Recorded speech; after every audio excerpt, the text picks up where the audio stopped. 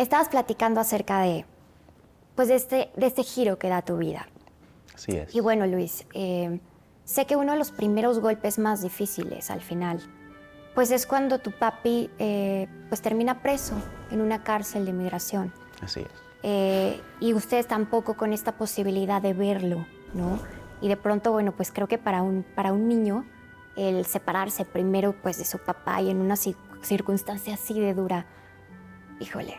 Fueron los años donde más necesitábamos de un padre y pues por cosas de la vida, por cosas del destino, como dicen todos, pues nos tocó de que pues mi padre estuviera en la cárcel, estuviera en México deportado.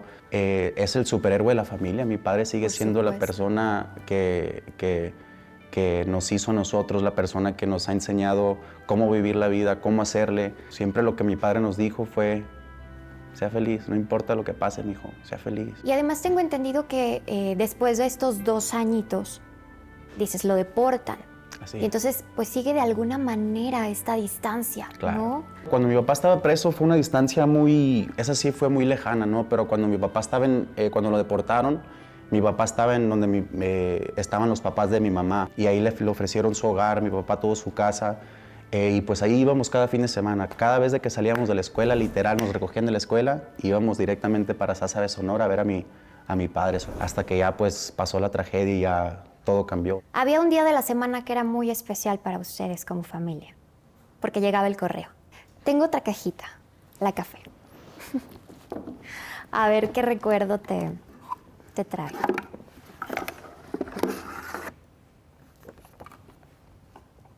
Es una postcard que podría pues recordar esos correos, esas cartas. ¿Te acuerdas, Luis, más o menos qué le decías, qué le escribías, qué les decía él a ustedes? Sí lo recuerdo muy bien, Ingrid. Aparte de querernos mucho, aparte de decirnos qué es lo que quería para nosotros en la vida, que es siempre estar bien, no había una cosa que no venía en una carta de mi padre cada vez. Y eso decía que cuidáramos a nuestra madre, que no importaba lo que pasara en ninguna circunstancia, que nunca estuviéramos ausentes por nuestra madre, que como él no lo pudo estar en estos momentos cuando él estaba preso, que es lo único que nos pedía, no dejar sola a mi mamá. Obviamente su amor, su cariño, sus mensajes de aliento, de que todo está bien, de que nos extraña, pero siempre que cuidáramos mucho a nuestra madre. Escribí ahí una frase que sé que es muy importante para ti, el no alejarte nunca de la mano de Dios.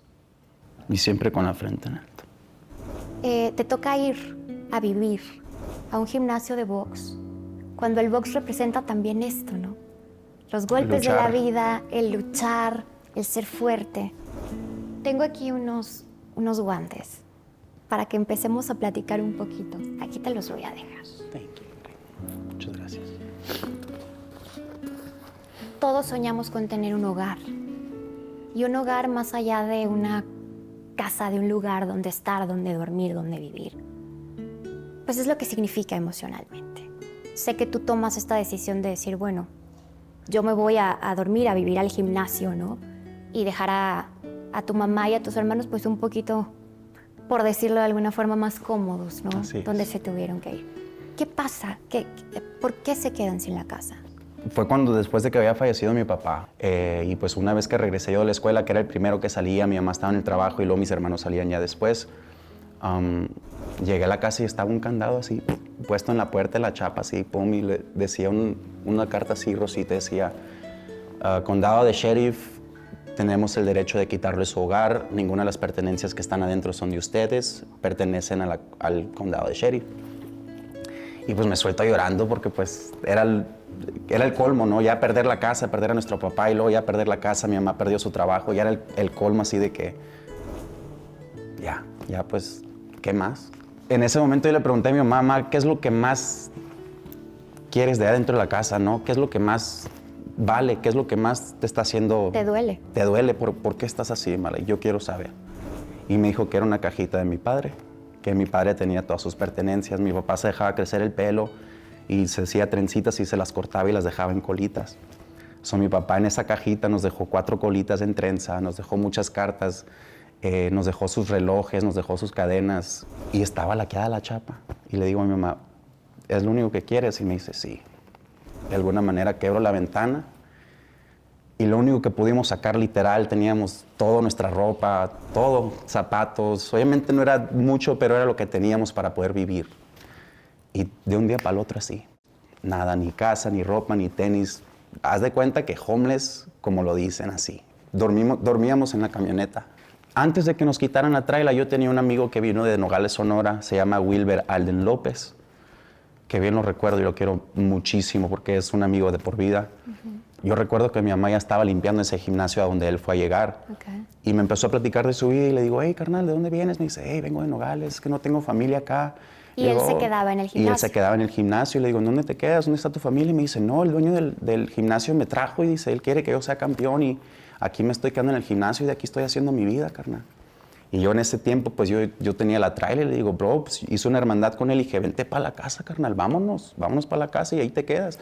Y sí, el muchacho se fue con nosotros por 9 meses, se hizo un hermano, mi mamá igual lo tomó como hijo. A la semana de que estábamos viendo con mi tía se enteró y él fue a la casa de mi tía y me dijo, Luis, te ofrezco un hogar como tú me lo ofreciste a mí. Wow. Y yo lo acepté más que nada porque mi hermana estaba embarazada y dormíamos en una cama, yo, mi hermana embarazada y mi mamá, y no se podía, pues.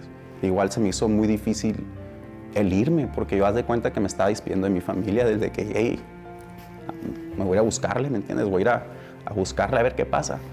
Y me voy y me quedo en el gimnasio por 6 meses.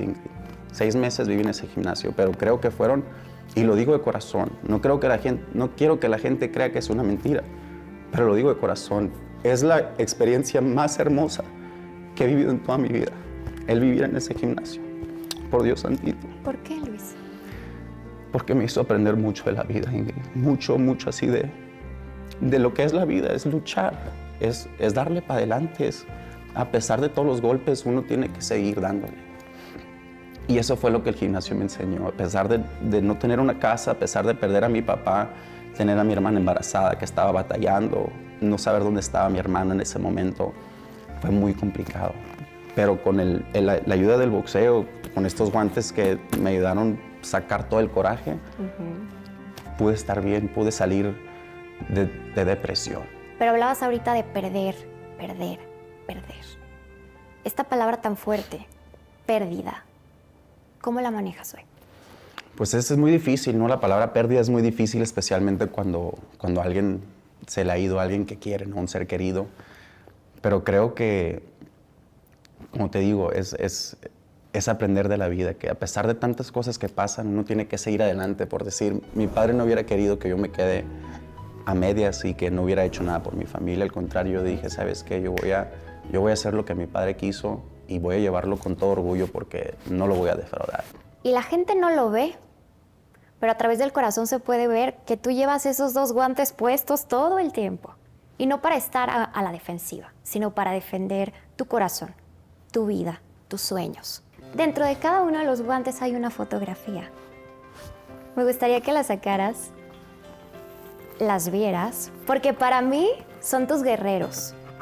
Son lo que representa el guante de la mano derecha, el guante de la mano izquierda, Luis, que te van a acompañar para siempre. Tu papá, por supuesto, y tu mamá. Que además escogí esas fotos, Luis, porque en los dos parecerías como la versión de tu madre y la versión de tu papá. Mi razón de vivir. Ellos. ¿En qué te pareces a tu papá y en qué te pareces a tu mamá? Me identifico mucho con mi padre porque mi padre siempre era quería a todos, sin nada a cambio. O sea, era muy incondicional. Muy cariñoso con todos, muy respetuoso con todos, muy de la mano con todos. Y me identifico un poco con eso porque yo soy igual, o sea, que sepan quién soy yo como persona, ¿me entiendes? Al darles la mano. Creo que con eso me identifico con mi papá y con mi mamá. Viene siendo, pues, su corazón, neta. Mi madre, pues, haz de cuenta que tiene un corazón de metal. Cualquier cosa que ha pasado en la vida, con la frente en alto siempre así. Con lágrimas en los ojos, pero sonriendo y diciéndonos, todo va a estar bien, no se preocupen, todo va a estar bien. Yo creo que cualquier hijo se puede parecer físicamente a un padre. Claro. Pero lo más bonito es el parecernos en sus actos, en sus palabras, en su carácter incluso. Claro.